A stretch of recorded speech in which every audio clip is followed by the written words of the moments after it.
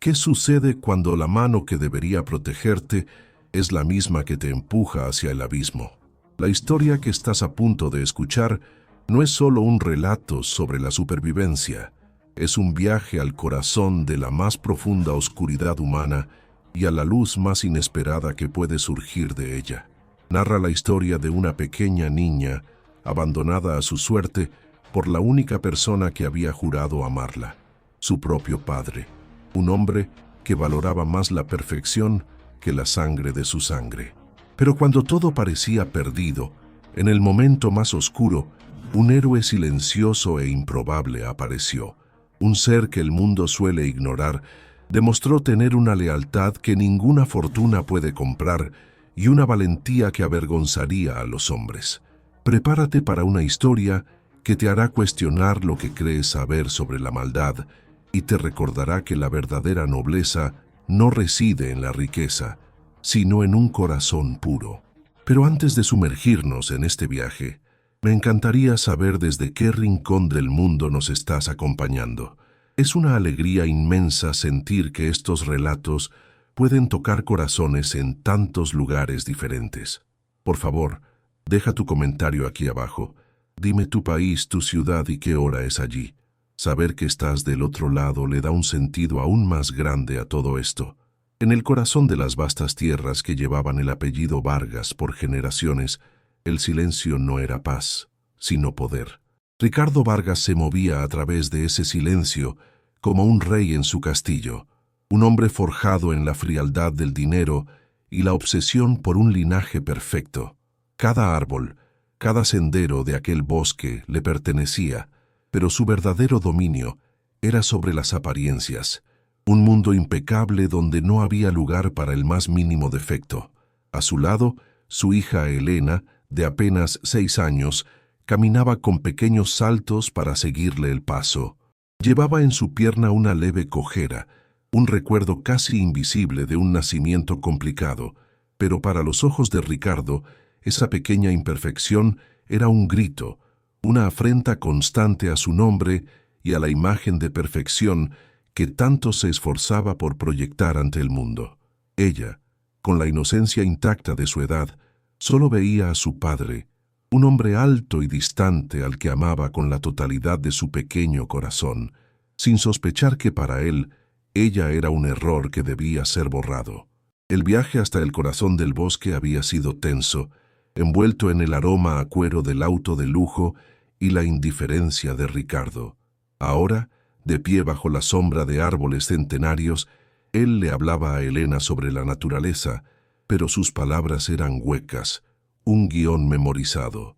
Su mente estaba en otro lugar, repasando una y otra vez el plan que había diseñado con una precisión quirúrgica. Observaba la forma en que la luz del sol se posaba sobre el cabello de su hija y sentía una punzada de algo que podría haber sido afecto, pero que rápidamente se convertía en una fría determinación. La cojera de Elena, el suave arrastrar de su pie sobre la hojarasca, era un sonido que retumbaba en su cabeza, un eco insoportable de lo que él consideraba un fracaso.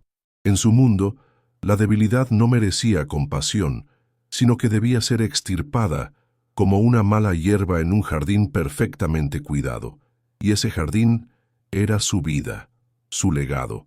Con una calma aterradora, la guió hacia un recodo del sendero, junto a un viejo roble de raíces expuestas y retorcidas, un lugar que él recordaba bien de su niñez por los peligros que ocultaba. «Mira, Elena, una flor extraña», dijo él, apuntando hacia un punto inexistente en la dirección opuesta. La niña giró la cabeza con curiosidad, sus ojos brillando con la emoción de un descubrimiento. Fue en ese instante de pura distracción que Ricardo actuó. No fue un empujón violento, sino un movimiento sutil, casi un tropiezo calculado. Un toque firme en su espalda fue suficiente. Elena perdió el equilibrio, cayendo sobre el lecho de hojas secas y tierra húmeda, directamente sobre las raíces del árbol. El grito ahogado de la niña fue seguido por un siseo furioso y luego un pinchazo agudo en su tobillo. El dolor fue instantáneo, Pero el verdadero terror llegó cuando levantó la vista y vio el rostro de su padre. No había pánico ni miedo, solo una quietud helada, la mirada de un escultor que da un paso atrás para observar su obra terminada. Ricardo no se movió. Observó por un largo segundo cómo el veneno empezaba su cruel trabajo, cómo las lágrimas de dolor y confusión brotaban de los ojos de su hija. «Papá», susurró ella, una palabra que se perdió en el inmenso silencio del bosque. Él le dio la espalda. Cada paso que daba para alejarse era firme, deliberado.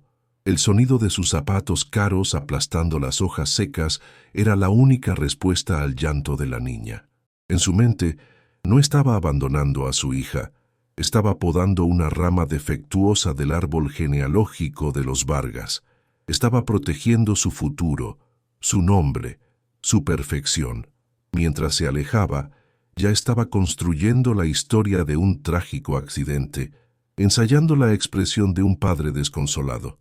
Detrás de él, Elena quedaba sola, con el veneno recorriendo sus venas y una verdad aún más letal clavada en su corazón.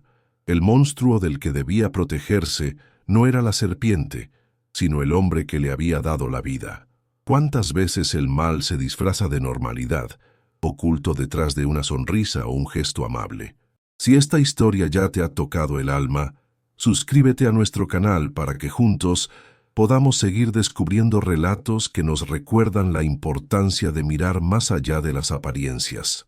Tu apoyo nos permite continuar.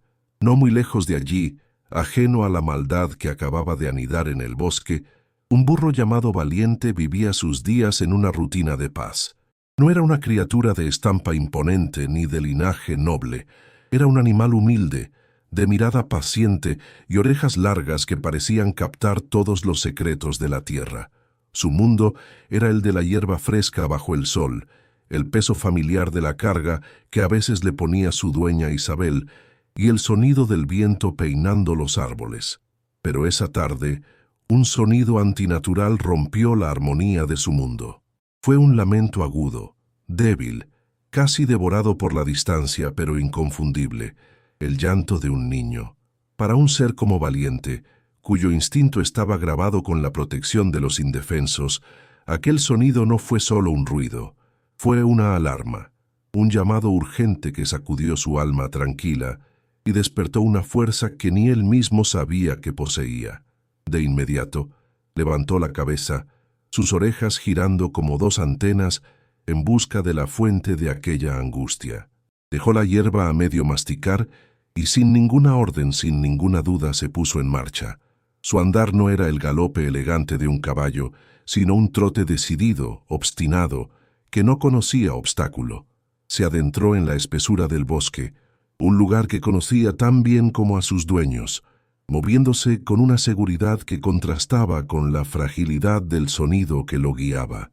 A medida que avanzaba, el llanto se hacía más claro, pero ahora venía acompañado de otro ruido, uno seco, rápido y amenazante que helaba la sangre, el cascabel de una serpiente. Valiente reconoció ese sonido de inmediato. Era la voz de la muerte, y ahora estaba mezclada con el lamento de la vida. Su paso se aceleró, sus músculos se tensaron, el instinto de protección ahora convertido en una misión de rescate. Al llegar al claro, la escena que encontró confirmó sus peores temores. Vio a la pequeña Elena, un bulto indefenso en el suelo, y junto a su pierna enroscada y lista para atacar de nuevo a la serpiente de cascabel. El aire estaba impregnado del olor a miedo y a veneno. Cualquier otro animal habría huido, pero en el corazón de Valiente no había espacio para el temor, solo para un coraje primitivo y puro. Sin un solo rebuzno, sin un instante de vacilación, se lanzó hacia adelante. Se irguió sobre sus patas traseras, proyectando una sombra imponente sobre el reptil, y descargó sus cascos con una fuerza demoledora.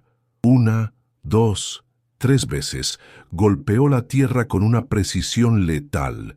Sus pezuñas, acostumbradas a caminos de polvo, ahora convertidas en martillos de justicia.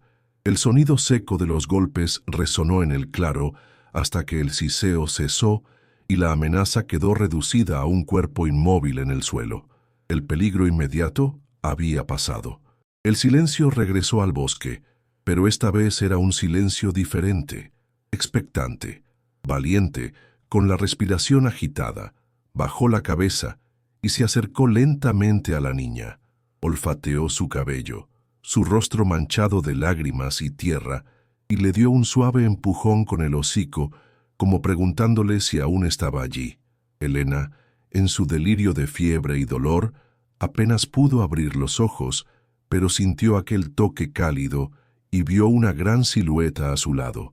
Entonces, Valiente hizo algo extraordinario. Con un cuidado infinito, se tumbó en el suelo junto a ella, ofreciendo su cuerpo robusto como un escudo contra el frío que comenzaba a caer. Su calor corporal era un abrazo, su presencia sólida, una promesa. Para Elena, que se había creído abandonada a la muerte, aquella criatura humilde se convirtió en un milagro, un guardián silencioso que, en medio de la peor de las traiciones, le traía una extraña e inexplicable sensación de paz. En la modesta casa de campo donde el amor se medía en gestos y no en posesiones, Isabel sentía cómo una extraña inquietud le oprimía el pecho. El sol ya descendía, tiñendo las nubes de un color rojizo, y Valiente, su fiel compañero de labores y silencios, no había regresado. No era propio de él, un animal de rutinas tan marcadas como las estaciones. Conocía el camino de vuelta a casa como la palma de su propia pezuña, y el llamado de la cena era siempre un reclamo infalible. Isabel salió a la entrada del patio, secándose las manos en su delantal, y llamó su nombre al viento. El eco le devolvió solo el murmullo de las hojas y el canto de los últimos pájaros del día. Esa ausencia, ese silencio donde debería haber un rebuzno familiar, era una nota discordante en la sinfonía de su vida, un mal presagio que su corazón, curtido por la tierra y la experiencia, no podía ignorar. Fue entonces cuando lo oyó. A lo lejos, emergiendo desde la profundidad del bosque, llegó el sonido de un rebuzno, pero no era el llamado tranquilo y casi perezoso de Valiente pidiendo su comida. Era un clamor insistente, cargado de una ansiedad que erizaba la piel. Sonaba una y otra vez, una alarma desesperada en la quietud del atardecer. Mientras Isabel agudizaba el oído, creyó percibir, mezclado con la voz de su burro, otro sonido, uno casi imperceptible, agudo y humano, y ese sonido lo cambió todo. Para Isabel, una mujer que años atrás había sentido el dolor más profundo que un ser humano puede soportar, el de un nido que quedó vacío demasiado pronto, aquel posible llanto de un niño no era un sonido más. Era una daga en su memoria, un eco de su propia herida que la obligaba a actuar. No era una elección, era un llamado del destino que no podía, que no se atrevía a ignorar. «Mateo», gritó hacia la casa, y su esposo, un hombre de pocas palabras pero de manos fuertes y corazón noble, apareció en la puerta. Sin necesidad de muchas explicaciones, con solo ver la urgencia en los ojos de su mujer, comprendió. Tomaron 2 viejos faroles y se adentraron en las sombras crecientes del bosque, siguiendo los rebuznos de Valiente que ahora sonaban más cerca, más frenéticos. El camino era irregular y la oscuridad lo hacía traicionero, pero la pareja avanzaba con la determinación de quienes saben que algo más valioso que un simple animal está en juego. Al llegar al claro, la luz de sus faroles reveló una escena que quedaría grabada en sus mentes para siempre. Allí estaba Valiente, de pie como un soldado leal, y a sus pies, acurrucada sobre la tierra, yacía una niña. A un par de metros, inmóvil y vencida, estaba la serpiente. El aire olía a polvo, a miedo y a un milagro. Isabel ahogó un grito y corrió hacia la pequeña, cayendo de rodillas a su lado. El corazón se le encogió al ver el rostro de la niña, pálido y sudoroso bajo la luz del farol, y su pierna, hinchada y de un color preocupante. Levantó la vista hacia Mateo y en esa mirada silenciosa se selló un pacto inquebrantable. No había preguntas sobre quién era o de dónde venía. Solo existía la necesidad imperiosa de salvarla. Con una delicadeza que contrastaba con su fuerza, Mateo levantó a la pequeña Elena en sus brazos, mientras Isabel acariciaba el cuello de Valiente, susurrándole palabras de gratitud. Emprendieron el camino de regreso, llevando consigo no solo a una niña herida, sino el peso y la bendición de una vida que el destino, a través del más humilde de los mensajeros, había decidido poner en sus manos. Aquella noche, su humilde casa se preparaba para convertirse en un santuario, en un campo de batalla contra el veneno y, sobre todo, en un hogar. A veces, los animales nos guían por caminos que no entendemos, mostrándonos dónde se nos necesita. Ellos sienten lo que el alma calla. Si crees en esta conexión especial, si alguna vez un animal te ha mostrado el camino, suscríbete para que estas historias sigan llegando a más personas. Tu compañía en este viaje es nuestra mayor fuerza. La puerta de la humilde casa se cerró, dejando afuera la oscuridad del bosque, pero encerrando una batalla silenciosa e incierta. No había un hospital cerca, ni un médico al que llamar.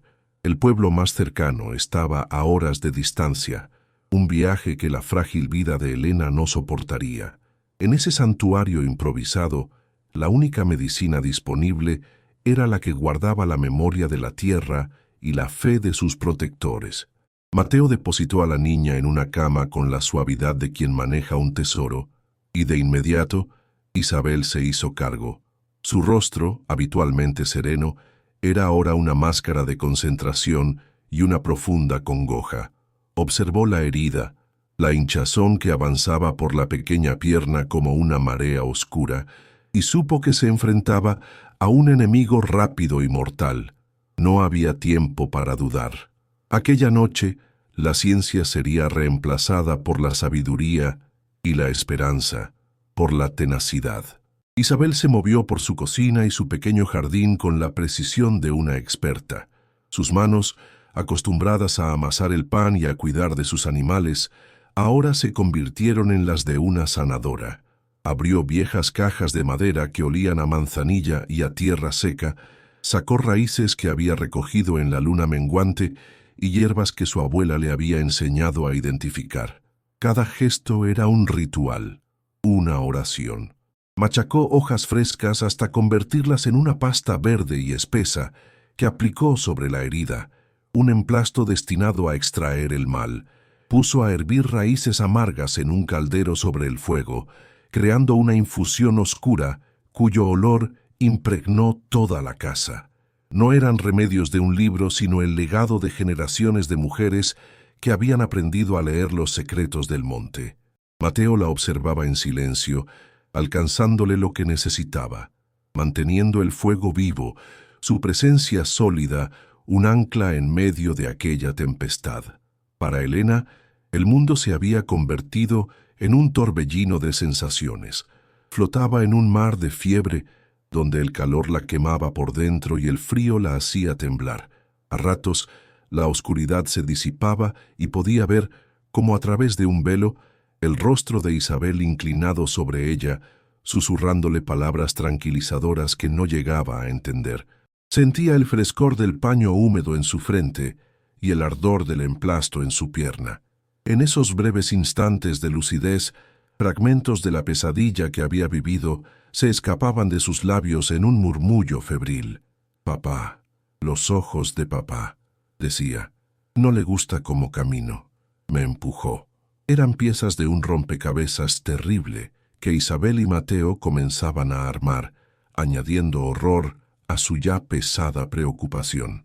La niña no solo luchaba contra el veneno de una serpiente, sino también contra el de una traición. La noche se hizo eterna. Isabel y Mateo no durmieron. Se turnaron en la vigilia junto a la cama de Elena, cambiando los paños, limpiando el sudor de su frente y logrando que tragara gota a gota la amarga infusión. El único sonido en la casa era el crepitar de la leña en la chimenea y la respiración superficial y entrecortada de la niña.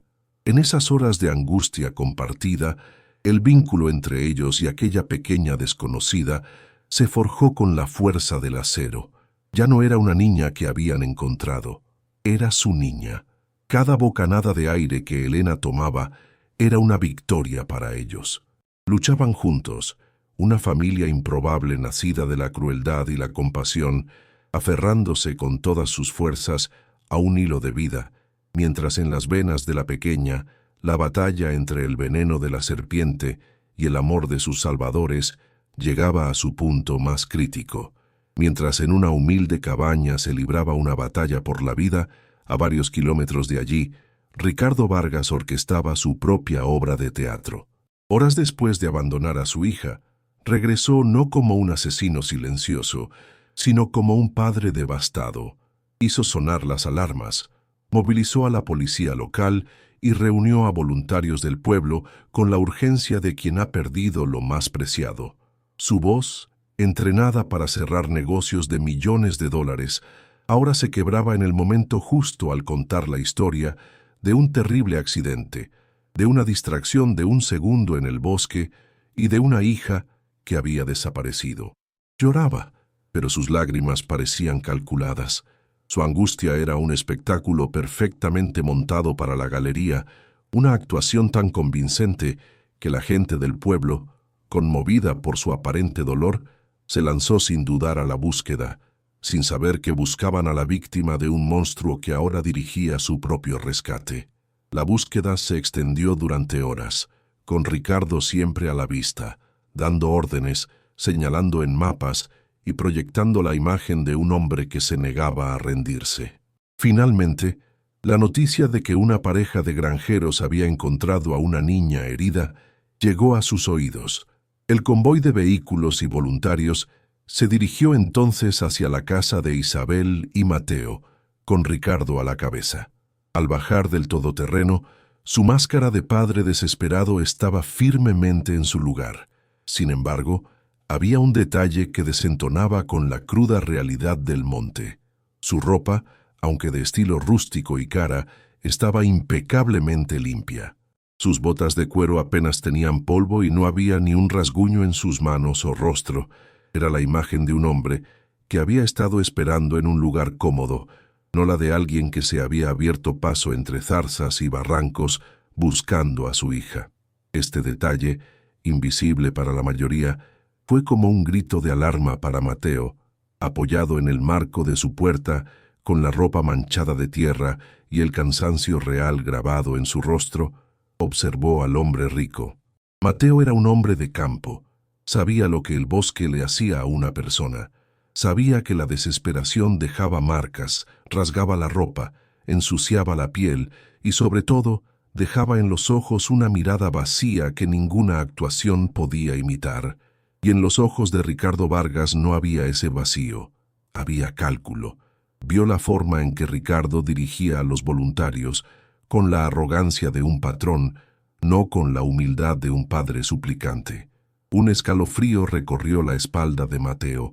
Intercambió una mirada rápida con Isabel, un código silencioso que compartían desde hacía años.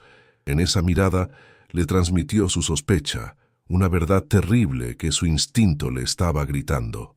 ¿La han visto? ¿Han visto a mi hija? Se llama Elena. Es pequeña. Por favor, díganme que está bien, dijo Ricardo acercándose a ellos con la voz entrecortada por la emoción ensayada. Isabel, con el corazón encogido por la mentira que estaba presenciando, fue quien respondió. «Encontramos a una niña, señor. Está viva, pero muy malherida», dijo con voz firme pero cautelosa. Por un fugaz instante, la máscara de Ricardo vaciló. En sus ojos no hubo alivio, sino un destello de fría impaciencia. La molestia de un plan que se había torcido, de un problema que no había sido eliminado del todo. Fue un microgesto, un parpadeo, casi nada, pero para Mateo, que lo observaba con la atención de un cazador, fue una confesión. El hombre que tenían enfrente no había perdido a su hija, la había tirado y ahora venía a terminar el trabajo. La entrada de la pequeña casa se había convertido en un campo de batalla silencioso. De un lado, Ricardo Vargas, usando su poder y su falsa desesperación para exigir lo que a los ojos de todos era su derecho, ver a su hija. Del otro Mateo, plantado como un roble viejo, firme, protegiendo la puerta no solo con su cuerpo, sino con la fuerza de una convicción que crecía a cada segundo. «La niña está muy débil, no puede recibir a nadie», repetía Isabel desde atrás, su voz una mezcla de súplica y autoridad. Ricardo, impaciente, intentaba apelar a los guardias y a los voluntarios, pintando a la pareja como gente extraña y obstinada. «¿Por qué no me dejan verla? ¿Qué están escondiendo?», gritaba, actuando para su público, intentando convertir a los salvadores de su hija en sus secuestradores. Pero Isabel y Mateo no cedían. Sabían que ceder era entregar a Elena a un destino peor que el veneno. Mientras la tensión crecía afuera, adentro, en la quietud del cuarto, Elena se agitaba en su cama. El eco de las voces alteradas, especialmente la de su padre, se filtraba en sus sueños de fiebre, transformándose en una nueva pesadilla. Comenzó a murmurar, inquieta, y el corazón de Isabel la llevó de vuelta a su lado, dejando a Mateo la tarea de contener al monstruo en la puerta. Se sentó en el borde de la cama, le pasó un paño fresco por la frente y le susurró palabras de calma. Fue entonces, en ese refugio de aparente paz, que la verdad emergió. Con los ojos cerrados, reviviendo el horror, Elena susurró con una voz rota, casi inaudible: «Papá, papá me empujó». Isabel se inclinó más, conteniendo la respiración. «No le gusta cómo camino», continuó la niña. «El árbol dolía, la serpiente». Cada palabra era una puñalada en el corazón de Isabel, una pieza que encajaba con una claridad aterradora. En ese instante, el mundo de Isabel se detuvo. Una cosa era sospechar, sentir en los huesos la maldad de un hombre. Otra, muy distinta, era escuchar la confirmación de labios de la pequeña víctima. La sangre se le heló en las venas. Miró el rostro inocente de Elena, una niña traicionada de la forma más cruel e inimaginable por la persona en la que más confiaba. Una oleada de furia protectora, una fuerza que no sabía que poseía, surgió de sus entrañas, borrando cualquier rastro de miedo. El dilema moral desapareció. Ya no había dudas ni grises, solo una certeza absoluta y cristalina. Esa niña no volvería jamás con aquel hombre, no mientras ella tuviera aliento para impedirlo. Se recompuso, secó una lágrima silenciosa que no se había dado cuenta de que caía, y su rostro se transformó, adquiriendo una determinación fría como el acero. Con esta nueva resolución grabada en el alma, Isabel se levantó y caminó de regreso a la puerta. Mateo seguía allí, firme, aguantando la presión de Ricardo y las miradas inquisidoras. Sus ojos se encontraron por encima del tumulto. Mateo vio el cambio en la mirada de su esposa, vio la verdad confirmada, el horror hecho certeza. Isabel le dirigió un levísimo, casi imperceptible, movimiento de cabeza. No hicieron falta palabras. En esa mirada se selló un juramento sagrado. La misión había cambiado drásticamente. Ya no se trataba solo de salvar a una niña del veneno de una serpiente. Ahora tenían que salvarla del veneno de su propio padre. Su humilde hogar se había convertido en una fortaleza, y ellos, dos granjeros sin poder ni riquezas, en los únicos guardianes de una vida preciosa. La verdadera batalla acababa de comenzar. La paciencia de Ricardo Vargas se había agotado. La máscara de padre afligido, ya agrietada, se hizo añicos, revelando el rostro frío y autoritario que sus empleados conocían tan bien. Su tono de súplica se convirtió en una orden. «Se acabó este circo. Entraré a esa casa a buscar a mi hija con o sin su permiso», exclamó, dando un paso amenazante hacia adelante. Se dirigió a los policías locales con la arrogancia de un hombre acostumbrado a que el mundo se doblegue a su voluntad, exigiendo que cumplieran con su deber y le abrieran paso. Los voluntarios, que hasta hace poco sentían lástima por él, ahora intercambiaban miradas incómodas. confundidos por la extraña resistencia de la pareja de granjeros y la creciente agresividad del hombre rico. La humilde entrada de la casa se había convertido en el escenario de una confrontación que estaba a punto de estallar, mientras Mateo, con su presencia imponente, seguía siendo una barrera humana en la puerta. Isabel sabía que necesitaban más que un simple bloqueo. Necesitaban un milagro, o al menos tiempo. Con una rapidez que la necesidad le impuso, regresó al cuarto. Levantó a Elena, que ardía en fiebre, y era un peso muerto en sus brazos, y la llevó a la parte trasera de la casa, a una pequeña despensa donde guardaban las conservas y las raíces, un lugar fresco, oscuro y silencioso. Con mantas y almohadas, improvisó una cama en el suelo, ocultando a la niña detrás de unos sacos de patatas. Cada segundo era una eternidad. El acto de esconder a la niña fue el cruce de un umbral sin retorno. En ese momento, dejaron de ser simples rescatadores para convertirse en fugitivos a los ojos de la ley, todo por proteger una vida que sentían como suya. Desde la penumbra de la despensa, Isabel podía oír la voz de Ricardo, ahora un gruñido furioso que atravesaba las paredes de madera. Ya no había rastro de dolor en su tono, solo la rabia de un depredador al que le han arrebatado su presa. Fue en ese momento que Isabel comprendió la verdadera dimensión del peligro que enfrentaban. No se trataba de un padre con un carácter horrible, ni de un hombre simplemente cruel. Estaban frente a un monstruo que no se detendría ante nada para recuperar a la niña, no por amor sino para silenciarla, para terminar el trabajo que la serpiente no había completado. El miedo, uno muy real y primario, la invadió.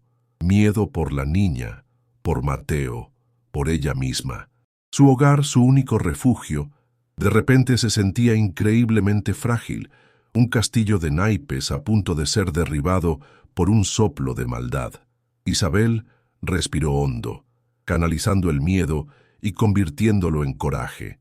Salió de la despensa, cerró la puerta con cuidado y regresó al frente de la casa, su rostro ahora una fortaleza de serenidad. Ricardo la vio y se abalanzó verbalmente sobre ella. ¿Dónde está? ¿Qué le han hecho? Isabel lo miró directamente a los ojos, sintiendo el apoyo silencioso de Mateo a su lado, y pronunció la mentira que podría salvarlos o condenarlos. La niña no es su hija, dijo con una calma que lo descolocó. En su fiebre ha dicho otro nombre, el de otra familia. Ya hemos enviado a alguien al pueblo a buscar al médico para que se haga cargo. Él sabrá qué hacer. La mentira flotó en el aire, sembrando una semilla de duda entre los presentes. Fue un acto de desafío puro, una declaración de guerra. Isabel y Mateo juntos habían tomado su decisión. Protegerían a Elena sin importar el precio. La mentira de Isabel les había comprado un poco de tiempo, un frágil respiro en medio de la tormenta. Ricardo Vargas se fue, no sin antes lanzarles una mirada cargada de veneno y una promesa velada de que volvería. La calma que descendió sobre la casa tras su partida fue engañosa. El aire estaba denso con el peso de la decisión que habían tomado. En el silencio de su cocina, Isabel y Mateo se miraron, comprendiendo sin palabras que sus vidas sencillas y predecibles habían terminado para siempre. Acababan de desafiar a un hombre que tenía el poder de aplastarlos como insectos, y habían mentido a la ley que se suponía debía protegerlos. La soledad de su situación era abrumadora, pero en los ojos del otro no encontraron miedo, sino la misma e inquebrantable determinación. Habían elegido su bando, sentados a la mesa de madera, con el eco de la confrontación todavía resonando en sus oídos, enfrentaron la enormidad de su dilema. Sabían que, según las leyes de los hombres, estaban cometiendo un delito. Ocultar a una niña, mentir a la policía, todo los señalaba como culpables. El camino correcto, el camino fácil, sería ir a las autoridades y contarles la verdad, repetir las palabras susurradas por Elena. Pero ¿quién creería el testimonio febril de una niña contra la palabra de uno de los hombres más influyentes de la región? Se imaginaron a Elena siendo devuelta a ese monstruo, a esa casa fría y sin amor, y un escalofrío les recorrió el cuerpo. Entregarla a la justicia podría ser su sentencia de muerte. La ley de los hombres era una cosa, pero la ley del corazón, la que les gritaba que debían proteger a esa niña, era mucho más poderosa. Isabel se levantó y fue a la despensa.